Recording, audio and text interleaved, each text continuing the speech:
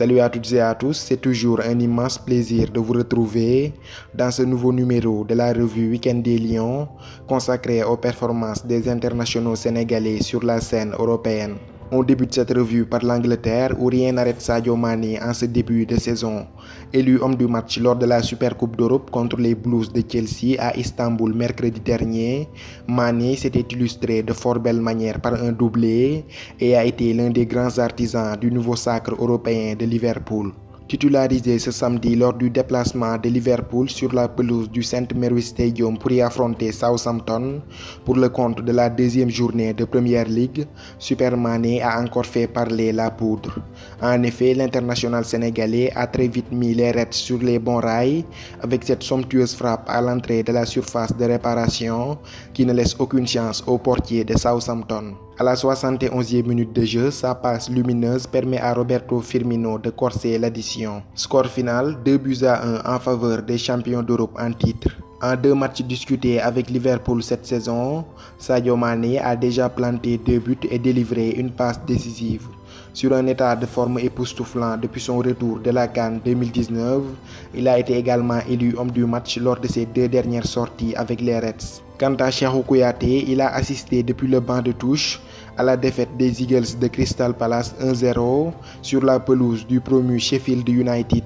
Fraîchement transféré à Watford pour 35 millions d'euros, Ismaïla Sarr a été jugé trop juste pour faire ses débuts avec les Hornets qui se sont inclinés 1-0 au Goodison Park devant les Toffees d'Everton. En France, deuxième meilleur buteur de la Domino's League 2 la saison dernière, Habibou Diallo connaît également un début de saison tonitruant avec le FC Metz en Ligue 1.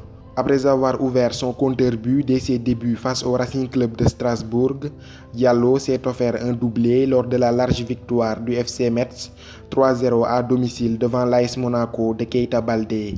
Buteur sur penalty à la 11e minute de jeu, il double la mise 8 minutes après le retour des vestiaires et lance parfaitement sa saison en Ligue 1 avec 3 buts en 2 matchs discutés. Ce dimanche en France, le match le plus attendu était sans aucun doute celui qui opposait Rennes de Mbaye Niang et d'Edouard Mendy au Paris Saint-Germain d'Idrissa Gana Gueye. Titularisé à la pointe de l'attaque, Mbaye Niang a permis au Stade Rennais mené à la marque de revenir au score sur cette frappe surpuissante à ras de terre, un but qui lui permet d'ouvrir son compteur en Ligue 1. À la 48e minute de jeu, une nouvelle réalisation signée Romain Del Castillo offre un court succès aux Rennais 2-1.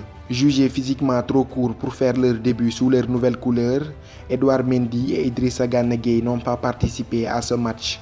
Amiens de Moussa Konaté rentré en fin de match s'est défait de Lille 1-0 tandis que Bordeaux de Youssouf Sabaly titulaire et de Younous Sankharé absent a été tenu en échec par Montpellier. En Turquie, grâce à un but de Papis Demba Cissé à la 86e minute de jeu, Alanyaspor s'est imposé de justesse 1-0 devant Kayserispor. L'ancien joueur de Newcastle offre la victoire aux siens et débloque par la même occasion son compteur but en Super League turque.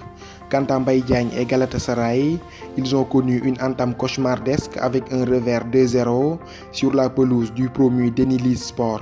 Göztepe Izmir de Lamine Gassama a été surpris à domicile 1-0 par Antalyaspor de Souleymane Doukara. Gençler Birliği d'Abdoulaye Diallo et de Zargo Touré a également subi le même sort contre Rizespor. Enfin, Istanbul Başakşehir de Demba Ba, titulaire à la pointe de l'attaque, s'est fait humilier 3-0 sur la pelouse du Yeni Malatyaspor. En Allemagne, le Schalke 04 de Salif Sané, resté sur le banc de touche, est allé décrocher le point du nul sur la pelouse du Borussia Mönchengladbach, 0 but partout. C'est ainsi que prend fin ce journal consacré aux performances des Lions sur la scène européenne. Rendez-vous à très bientôt pour de nouvelles vidéos. D'ici là, portez-vous bien et n'oubliez pas de vous abonner à Foot Galsen 10 pour ne rien rater de l'actualité du football sénégalais. À bientôt.